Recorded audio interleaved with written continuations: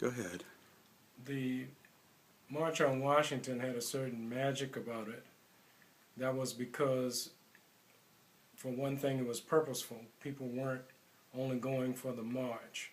It was part of a movement, and the movement was one that followed as well as preceded the march. After the march, the participants in the movement proceeded to work and advocate for some of the most phenomenal legislation that has ever been passed in the history of this country. That included the Civil Rights Act of 1964, the Voting Rights Act of 1965, that spurred President Johnson to start the Great Society programs and the war on poverty. It is the reason that none of the other marches that succeeded the March on Washington were as phenomenal, because none of them were as purposeful, none of them were as transgenerational, none of them were as much as this one in terms of crystallizing an ideal. The ideal being desegregation, the march having given meaning to the word.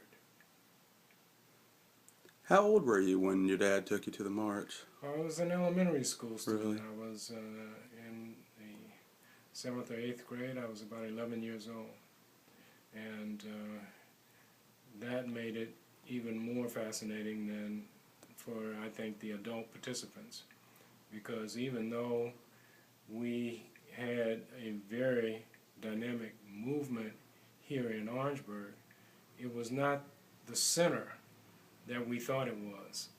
And when you got to Washington and you realized that people were coming from all over the South who had identical or even more dynamic experiences than yours, it was very educational.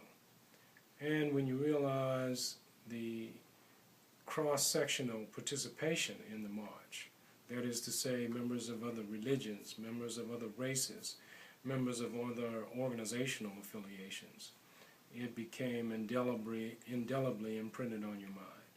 You could see that the labor movement was reflected in the theme of the march, the theme of the march having been jobs, peace, and freedom. The jobs part drew labor into the movement.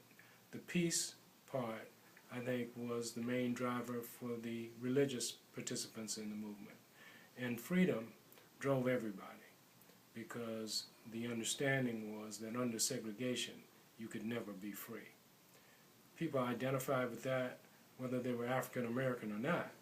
They may have known persecution of another type in their own life, or their families may have been persecuted in a way that they could never forget, but they identified with this movement. And the march was the crowning achievement at that time of the movement.